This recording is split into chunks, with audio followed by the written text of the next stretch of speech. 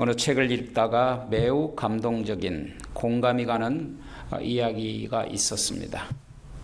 지금부터 430년 전에 임진왜란 때 수많은 조선의 도자기공들이 강제로 일본에 끌려갔었죠.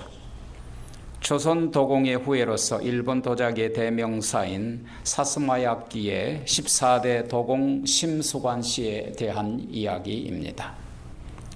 그의 나이 8살 때에 초등학교 입학식을 마치고 집에 돌아왔을 때 그의 아버지는 심수관 소년을 작업실로 불렀습니다.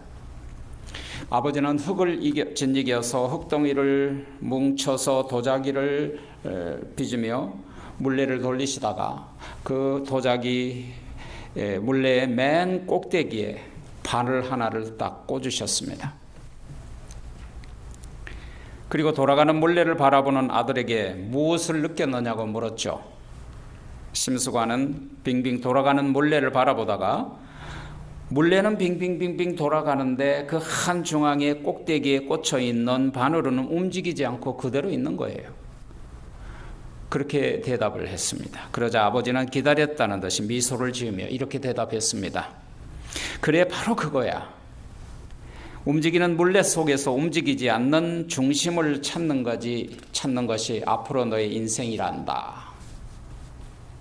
그때 심수관 어린이는 아버지의 그 말씀의 뜻을 이해하지 못했습니다.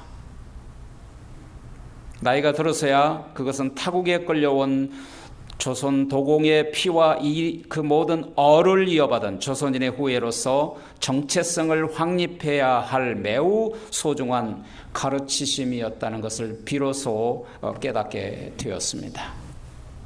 임진왜란의 패자로서 눈물을 흘리며 일본으로 끌려간 조선 도공들이 무려 420년 동안이나 타국에서 나눈 조선 도공이라는 자기 정체성을 잃지 않고 살아올 수 있었던 것은 움직이는 돌아가는 물레 속에서도 움직이지 않는 중심을 찾으라는 아버지의 한마디의 가르침 덕분이라고 말했습니다. 움직이는 이 세상, 정신없이 돌아가는 이 세상에서 점점 자신의 존재 가치를 찾기 힘들어지는 이 세상에 살면서도 변함없는 나의 신분, 나의 움직일 수 없는 나의 존재와 정체성을 잃지 말고 그대로 중심을 지키고 살아야 된다는 뜻입니다. 어느 정신병동 1층에 아침마다 어김없이 창문을 열고 나는 하나님의 아들 예수다! 나는 하나님의 아들 예수다! 라고 고래고래 소리치는 한 환자가 있었습니다. 그러면 약속이나 하듯이 저 높은 꼭대기에 맨 위층에 있는 환자는 창문을 활짝 열고 더 큰 소리로 나는 네 하나님 아버지다! 나는 네 하나님 아버지다 이놈아! 라고 소리치는 것이었습니다. 정신병자들의 특징은 이와 같이 자기 자신의 정체성을 모른다는 사실입니다. 자기가 누구인지를 알지 못하는 것이 정신병자입니다. 온전한 사람의 특징은 내가 누구라는 사실을 자각하고 아는 사람이죠. 진정한 온전한 그리스도인은 내가 누구인가에 대한 정체성이 확실한 사람입니다. 그래야 그 정체성을 가지고 살아갈 수 있기 때문이죠. 그런 환자들은 자신의 신분을 알지 못합니다. 오늘 본문에서는 우리 주 예수님께서 그리스도인들이 없어서는 안 될 3가지 중요한 신분에 대한 말씀을 해주십니다. 첫 번째로 그리스도인은 하늘에 속한 신분이다. 이 땅에 속한 신분이 아니고 그리스도인들은 하늘에 속한 신분이라는 겁니다. 오늘 16절이죠. 내가 세상에 속하지 아니함같이 그들도 세상에 속하지 아니하였사옵나이다. 자, 예수님은 세상에 남기고 간 제자들이 세상에 속하지 않기를 기도하셨습니다. 우리가 비록 세상에 살고 있지만 세상에 속하지 않는 사람들입니다. 우리는 하늘에 속한 신분을 가진 그리스도인들입니다. 우리는 하나님께 속한 사람들이죠. 그래서 하나님께 속한 하늘에 속한 신분을 가지고 있어야 합니다. 그것을 자각해야 한다는 거죠. 날마다 순간마다. 여러분, 참된 신앙이란 뭘까요? 참된 신앙이란 움직이는 이 세상 속에서 움직이지 않는 자기 자신의 중심과 정체성을 바로 가지는 거예요. 자기 정체성을 알고 지키는 겁니다. 그래야 마음의 평강을 얻습니다. 여러분, 마음의 기쁨과 평강과 하나님의 은혜 가운데 살기를 원하십니까? 그렇다면 우리가 세상에 살되 결코 세상에 속하지 않는 자라는, 하늘에 속한 사람이라는 정체성을 분명히 인식해야 합니다. 그럴 때 우리가 하늘의 평강을 누리게 되는 것이죠. 우리의 영혼 속에는 예수 그리스도의 피가 흐르고 있음을 기억하고 돌아가는 세상을 쫓아 돌아가다가 세상에 휩쓸려 떠내려가지 말아야 합니다. 사람이 자기 정체성을 올바로 가지면 자기 정체성에 올바른 행동을 하게 되는 겁니다. 자기가 누구인지를 모르기 때문에 수시로 이상한 말과 이상한 행동을 하게 되는 거예요. 사도행전 27장에 보면 사도 바울이 로마로 항해하던 배가 지중해에서 유라굴라라는 큰 태풍을 만났죠. 모든 것이 흔들리고 부서지고 요동을 쳤습니다. 그 소용돌이 속에서 사람들은 이리저리 휩쓸리고 죽음의 공포에 떨며 아우성을 쳤습니다. 그러나 사도 바울은 조금도 흔들림이 없었습니다. 왜 그럴 수 있었을까요? 그는 비록 태풍 속에 있었지만 태풍에 속한 사람이 아니라 요동치는 태풍 속에서도 움직이지 않는 예수 그리스도의 약속 그 중심에 서 있기 때문이었습니다. 어젯밤에 기도할 때 너는 한 사람도 다치지 않고 목적지까지 내가 가게 하리라는 주님의 기도 응답의 그 중심, 그 약속의 중심을 붙들고 있었기 때문에 흔들리지 않았다는, 두려움이 없었다는 거예요. 사도 바울은 엄청난 태풍 속에서 나의 섬기는 하나님, 내가 속한 하나님이 구원해 주실 것을 믿었고, 그러므로 진리의 중심에 선 사도 바울의 그 한 사람을 통해서 그 배에 탄 모든 선원까지 포함하여 276명이 한 사람도 목숨을 잃지 않고 구출받은 그런 이야기가 성경에 나타나 있습니다.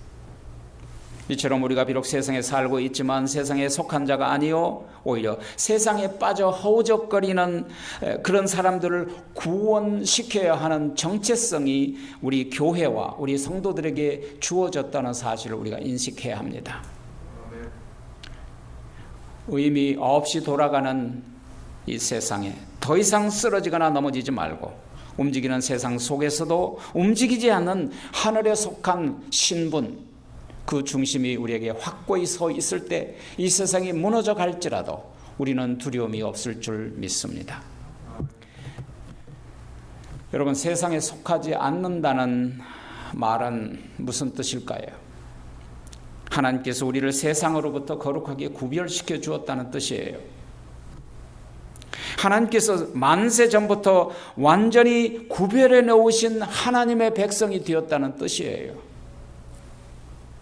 때가 되자 우리를 세상에서 불러내어 하나님의 것으로 구별하여 하나님의 나라에 속한 사람이라는 신분을 주신 거예요, 우리에게. 얼마나 놀라운 은혜입니까? 두 번째로 오늘 본문에서 우리에게 주신 신분은 그리스도인은 하나님이 주신 거룩한 사람의 신분입니다. 거룩한 신분을 가진 사람들이에요. 오늘 19절에 보니까 또 그들을 위하여 내가 나를 거룩하게 하오니 이는 그들도 진리로 거룩함을 얻게 하려 함이니이다. 여기서 거룩함을 얻는다는 것은 너희가 거룩하게 살아라, 거룩하게 되어라 라는 뜻이 아니에요. 거룩한 신분을 저들에게 달라고 기도하고 있는 거예요. 그리고 또 내가 나를 거룩하게 하였다. 예수님 자신을 거룩하게 하였다는 말은 예수님 스스로 거룩하게 자기 자신을 구별지었다는 거예요. 여기에 두 가지 뜻이 함유되어 있습니다. 거룩하게 하셨다라는 말씀은 과거의 구약에서 제사장들을 거룩하게 구별하여 직분을 주셨다라는 뜻이에요. 그들이 거룩해서가 아니라 거룩한 직분을 주신 거예요. 그래서 예수님은 자기 스스로를 거룩하게 구별하셨을 뿐만 아니라 거룩한 제사장직을 이 땅에 계실 때 감당하신 것이죠. 둘째로는 구약에서 희생 제물을 성별할 때 사용했습니다. 예수님은 인류의 죄를 대속하시는 대속의 제물로 거룩하게 성별함을 받는 분이십니다. 동시에 그 예식을 집행하는 대제사장으로서 자기 자신을 대속의 제물로 드린 겁니다. 자원하여 스스로 거룩한 희생 제물을 성별하여 자기 자신을 하나님께 드린 거예요. 여러분, 우리가 예물을 드릴 때 예물만 드리는 것이 아닙니다. 아벨과 그 제사는 받으시고 가인과 그 예물은 받지 않았다 그랬습니다. 우리가 하나님께 와서 예배드리고 제물을 드릴 때는 먼저 내 자신을 드리는 겁니다. 내 자신을 구별하였다는 뜻입니다. 바로 그럴 때 하나님이 그 자신과 예물을 받으신다고 성경에서 우리에게 말씀하시지 않습니까? 그렇다면 우리도 예수님처럼 구별하여 하나님의 거룩한 신분을 받은 하나님의 나라의 거룩한 신분을 우리에게 주셨다면 하나님께 드리는 구별된 삶을 살아야 된단 말이에요. 그것이 로마서 11장 1절이잖아요. 너희는 너희 몸을 거룩한 하나님의 산 제사로 드려라. 그것이 바로 우리가 구별하여 살아가는 제사장적인 삶을 살라는 뜻이죠. 그렇다면 우리가 어떻게 구별된 거룩한 신분이 되었을까요? 오늘 그 말씀이 바로 17절에 있잖아요. 그들을 진리로 거룩하게 하옵소서. 아버지의 말씀은 거룩 진리이십니다. 진리로 거룩하라고 할 때 진리는 두 가지 뜻을 포함하죠. 하나는 하나님의 말씀입니다. 그것이 진리입니다. 두 번째로는 예수님 자신이 진리이십니다. 나는 길이요 진리요 생명이라고 하셨죠. 자, 거룩하게 하다라는 consecration이라는 말이에요. 이것은 세상과 구별된 신분을 가졌다는 뜻이에요. 거룩하게 하다는 말에도 두 가지 뜻이 있습니다. 하나는 헬라어로 거룩하게 하다는 말은 카타리조라는 뜻입니다. 이 카타리조라는 말은 내가 법을 지켜, 율법을 지켜서 내 스스로 거룩하게 되는 겁니다. 그런데 율법을 지켜 거룩하게 한다는 그 자체는 불가능하죠.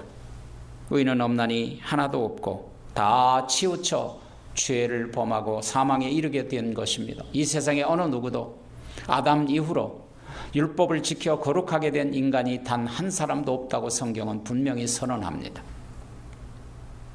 그러므로 우리는 그 법을 지켜서 거룩하게 살아갈 수 없습니다. 로마서 3장 20절에 보면 그러므로 율법의 행위로 그 앞에 의롭다 하심을 얻을 육체가 없나니 율법으로는 죄를 깨달음이니라. 율법은 그냥 죄를 깨달은 거예요. 그리고 죄가 더 죄되게 하는 것이 법이죠. 율법이에요.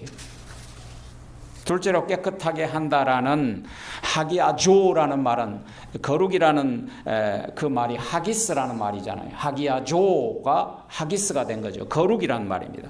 이것은 말씀으로 거룩하게 되었다 그 말입니다. 말씀으로. 오늘 본문의 17절에 보니까 그들을 진리로 거룩하게 하옵소서. 하나님의 말씀은 진리입니다. 그러니까 오직 복음의 진리로 우리를 거룩하게 될 수 있어요. 우리가. 여러분 요한복음 15장의 3절에 보면 예수님의 포도나무 비유에서 예수님께서 제자들에게 너희는 내가 일러준 말로 거룩하게 깨끗하게 되었느니라 이렇게 말씀하셨잖아요. 복음의 말씀을 듣고 믿음으로 우리가 깨끗함을 그 말씀대로 그렇게 되었다라는 거죠. 율법을 온전히 지키지 못해도 거룩한 신분을 주셨다는 거예요. 로마서 3장 21, 22절에 보니까 이제는 율법 이외에 하나님의 의가 나타났으니 율법과 선지자들에게 증거를 받은 것이니 곧 예수 그리스도를 믿음으로 말미암아 모든 믿는 자들에게 미치는 하나님의 의인이 차별이 없느니라. 율법과 선지자들에게 증거를 받았다는 것은 구약의 말씀에서 이미 증거해 주셨다는 것입니다. 누구든지 행위로 거룩하게 될 수 없다는 걸 말씀하셨다는 거예요. 그리고 예수 그리스도를 믿음으로 구원받을 수 있다라고 이미 우리에게 증거하시고 예언해 주시고 말씀하셨다는 거죠. 그러므로 이 말씀의 핵심은 성도는 어느 누구도 스스로 거룩하게 될 수 없다. 그러니까 너는 거룩한 삶을 살아라라고 강요하기 전에 먼저 우리 자신이 하나님으로부터 거룩한 신분을 받았다는 것을 알아야 돼요. 거룩한 아이덴티티 신분, 이 신분을 내가 가지고 있을 때 비로소 나는 거룩함을 추구하게 되는 거죠. 내가 선생님이면 선생님으로서의 삶을 살게 되는 거예요. 내가 엄마면 엄마로서의 삶을 자식들에게 살게 되는 거예요. 하나님으로부터 우리가 거룩한 신분을 받았으면 그 신분에 걸맞는 삶을 살게 되는 거예요. 먼저 우리가 그 신분을 받았음을 알아야 한다는 것입니다. 바로 그것이 세상과 구별된 신분이에요. 그래서 구약에서 하기야조는 선지자라든가 왕이라든가 제사장들을 세상과 구별하여 세울 때 그 거룩한 직분을 주실 때 사용한 단어예요. 그래서 아론과 그의 자녀들을 대제사장으로 세워서 거룩한 직분을 맡겼다라고 출애굽기 28장 41절에서 우리에게 말씀하신 거죠. 그래서 그 내용을 베드로전서 2장 9절에서 우리에게 말씀하시는 거예요. 오직 너희는 택하신 족속이여 왕같은 제사장들이여 거룩한 나라여 그의 소유된 백성이니라. 이게 뭐예요? 거룩한 신분을 가진 자들이라는 거예요. 왕같이, 제사장같이, 하나님의 백성같이 하늘에 속한 신분을 너희는 받았다, 그런 뜻이죠.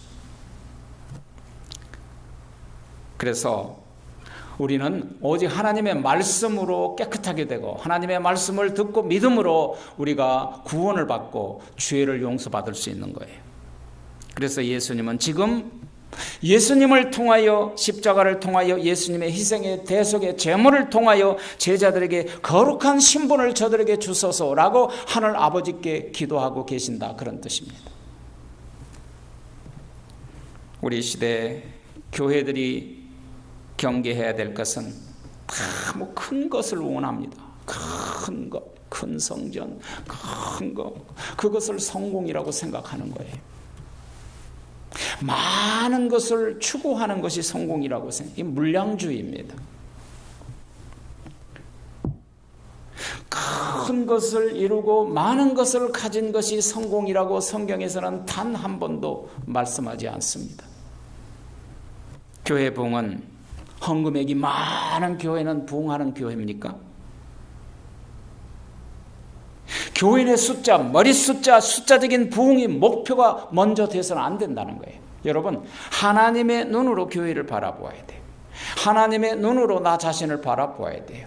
하나님이 나에게 원하는 것이 무엇인가, 하나님이 교회에 원하는 것이 무엇인가를 우리가 먼저 알아야 돼요. 하나님이 원하시는 것은 뭡니까? 우리 교회가 개척교회이기 때문에 내가 그것을 합리화하려고 말씀드린 게 아니에요. 교회에 속한 한 사람 한 사람이 얼마나 그리스도의 형상을 닮아가는 하나님의 자녀로 양육받고 그리고 하나님의 자녀로 살고 있는가, 하늘의 거룩한 신분과 하나님의 자녀의 신분을 가지고 살아가고 있는가, 하나님은 그것을 보시는 거예요. 교인 한 사람 한 사람이 하늘에 속한 신분을 가지고 살아가는 것입니다. 한 사람 한 사람이 거룩한 신분을 소유하며 사는 것입니다. 그러면 교회는 자동적으로 부흥하게 되어 있는 것입니다. 교회들이 경계해야 할 또 하나의 나쁜 것은 편의주의예요. 편의주의. 현대인들은 불편한 것을 좀 싫어한 것 같아요. 모이는 것을 싫어합니다. 성경 공부하는 걸 싫어합니다. 그래서 인터넷 예배에 중독이 들어 있습니다. 그렇다고 인터넷 예배에 사람들이 적극적으로 참여하지 않습니다. 더욱 줄어들고 있습니다. 많은 교회들이 하나님의 영광의 뜻에 초점을 맞추는 것이 아니라 교인들이 뭘 원하는가에 초점을 맞춥니다. 그런 교회는 교인들이 주인입니다. 사람이 이런 게 있어요. 사람이 뛰다 보면 힘드니까 걷고 싶고, 걷다 보면 힘드니까 앉고 싶고, 앉다 보면 힘드니까 그것도 눕고 싶고, 이제 누우니까 자고 싶어요. 이게 인간이거든요. 나쁜 본성입니다. 그래서 교인들이 좋아하는 것을 하고 교인들이 싫어하는 것을 하지 않으려고 하는 교회는 잘못된 교회입니다. 교회의 머리는 교인들이 아닙니다. 교회의 머리는 그리스도이십니다. 교회의 주인은 그리스도이십니다. 우리는 그리스도의 몸입니다. 그러므로 우리는 하늘에 속한 사람들이에요. 우리는 세상으로부터 불러내어 거룩하게 구별된 하나님의 거룩한 백성의 신분을 가집니다. 그래서 하나님의 뜻을 따라서 살아야 하고 하나님이 원하시는 것을 해야 하는 것입니다. 이것이 교회죠. 그것이 거룩한 신분을 가진 교회예요. 이걸 못하니까 교회가 어려움이 생기는 거예요.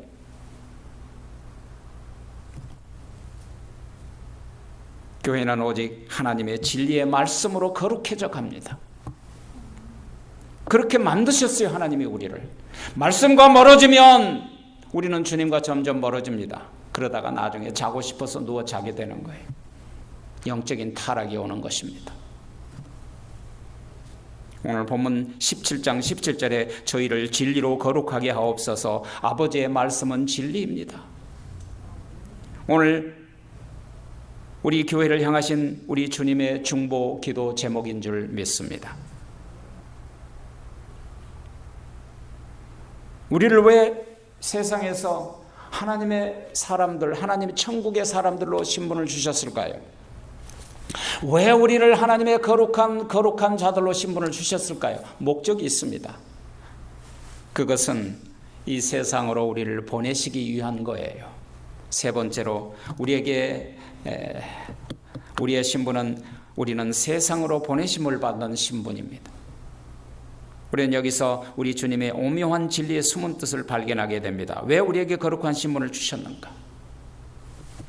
이는 우리 자신이 거룩한 성부에 의해 거룩한 신분으로 세상에 보내시기 위하여, 세상으로 보내심을 주시기 위하여 그렇게 하셨다는 것입니다. 예수님이 거룩하게 구별하였으므로 우리도 거룩하게 구별하셨고, 예수님이 하늘에 속하였으므로 우리도 하늘에 속하게 하였고, 우리가 하나님의 소유되었으므로 우리도 하나님의 소유됨으로 말미암아 이 모든 주님이 주신 이 복음의 진리를 세상에 전파하도록 우리를 보내셨다, 그 말이에요. 이게 교회 사명이에요. 이게 성도 한 사람 한 사람의 사명이라는 사실이에요. 오늘 18, 19절에 보면 아버지께서 나를 세상에 보내신 것 같이 나도 그들을 세상에 보내고 또 그들을 인하여 내가 나를 거룩하게 하오니 이는 그들도 진리로 거룩함을 얻게 하려 하심입니다. 모든 사람들이 하나님의 말씀으로 진리로 거룩한 신분을 받도록 하기를 원합니다. 그렇게 세상 사람들을 만들기 위하여 내가 저들을 세상으로 보냅니다. 여러분, 우리는 세상에 살고 있지만 세상에 속한 사람들이 아니에요. 우리의 정체성은 하나님께 속한 사람들이에요. 우리의 정체성은 예수님께 속한 사람들이에요. 우리의 정체성은 하늘에 속한 사람들이에요. 우리의 정체성은 거룩하게 구별된 사람들이에요. 이 신분에 맞는 삶을 살기 위하여 거룩한 성령의 이끌림 받아 비로소 이끌림을 받을 때 제자들이 세상으로 보낸 그 뜻을 감당할 수 있었던 것입니다. 보낸다는 말은 아포스텔로라는 말이죠. 이건 사명을 주어서 보낸다는 것이죠. 사명을 위임받아서 보낸 거예요. 그런데요, 이건 이제 사도가 아포슬이잖아요. 영어로 아포스톨로스라 그러잖아요. 아포스톨로스가 아포슬이 된 거예요. 그건 뭐냐면 하나님으로부터 구별하여 거룩한 신분이 되어 하나님으로부터 사명을 받아 세상으로 파송받은 자들이다, 그런 뜻이에요. 이게 모든 사람들에게 해당하는 거예요. 따라서 우리를 보내신 것은 사명을 주는 방법뿐이 아니라, 여러분, 우리가 그냥 세상으로 보내실 때 그냥 세상으로 보내신 것이 아니라 보내시는 분, 우리 주 예수 그리스도의 인격을 우리에게 부여하여 보냈다는 걸 잊지 마세요. 예수님을 하늘에서 하나님 아버지께서 그 아들을 세상에 보내실 때 하나님 아버지의 인격을 그 아들에게 부여하여 보내신 거예요. 그러므로 하나님과 예수님은 동일한 인격을 가지시게 됐다, 그 말입니다. 그러므로 예수님께서 이 세상에 계실 때 성부 하나님의 인격과 성품을 나타내 보이셨어요. 그러므로 예수님을 보면 하나님의 인격을 보고 예수님을 보면 하나님의 능력이 보이는 것입니다. 마찬가지예요. 예수님께서 우리에게 사명을 주실 때, 이 세상에 보내실 때 예수님의 인격을 우리에게 부여하여 보내셨다는 사실을 잊지 마세요. 나를 보면 사람들이 예수쟁이, 나를 보면 세상 사람들이 예수님의 인격이 보이게 살아야 된단 말입니다. 안디옥 교회의 사람들이 그렇게 살았을 때 세상 사람들이 비로소 그들을 예수쟁이라고 부르기 시작한 것입니다. 우리가 그것이 바로 사명받은 교인들의 모습이에요. 우리가 사명을 감당하기 위하여 그저 보낸 것이 아니라 절대적으로 필요한 보혜사 성령님을 우리에게 부여하여 보내신 거예요. 성령이 아니면 우리가 아무것도 할 수 없어요. 성령을 부어주신 거예요. 하나님의 거룩한 영, 성령의 기름 부음을 주어서 우리에게 성령의 다 성령을 받게 하여서 우리를 세상으로 보내신 거예요. 다 선교사가 아니라도 좋아요. 그러나 내가 살아있는 삶의 자리가 곧 나의 선교 자리라는 사실을 잊지 말아야 합니다. 이것이 바로 보내심을 받는 사람들의 자세입니다. 요한복음에서 말씀하신 이 세상, 헬라어로는 이 세상을 코스모스라고 합니다. 이 코스모스라는 세상은 하나님과 대립적인 관계를 가집니다. 하나님의 원수들입니다. 하나님이 원치 않는 일만 하고 있습니다. 이것은 곧 세상을 지배하는 사탄의 인격체입니다. 세상 사람들이 사탄의 지배를 받음으로 사탄의 인격으로 나타내는 겁니다. 그래서 악을 행하는 거예요. 그럼에도 불구하고 하나님이 이 세상을 심판하려 하심이 아니오 이 세상을 사랑하사 독생자를 보내주셨다라고 말씀하시는 거예요. 세상을 구원하시려고 세상을 사명을 부여하여 거룩한 성령을 우리에게 기름 부어주시고 독생성자를 보내심처럼 우리도 세상으로 보내신 것입니다. 이 사명을 십자가와 부활을 통하여 완수하심으로 세상은 예수 그리스도의 이름을 가진 세상으로부터 부르심을 받은 성별된 하나님의 백성의 공동체로 만든 겁니다. 바로 그것이 교회입니다. 본문의 예수님의 기도는 쉽게 이런 뜻이에요. 아버지 하나님, 내가 이제 하늘나라로 갑니다.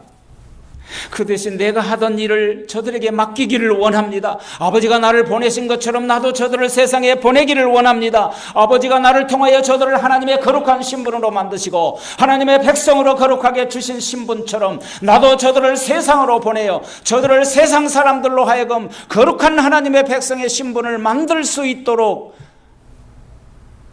저들을 말씀으로 충만히 진리로 거룩하게 하시기를 원한다고. 예수님은 오늘 그렇게 기도하고 계십니다. 얼마나 영광스러운 직분입니까? 우리는 한시라도 우리를 보내신 분이 누구며 왜 내가 이 세상에 살고 있는가? 내 자신의 아이덴티티, 나의 신분을 잊지 말아야 합니다.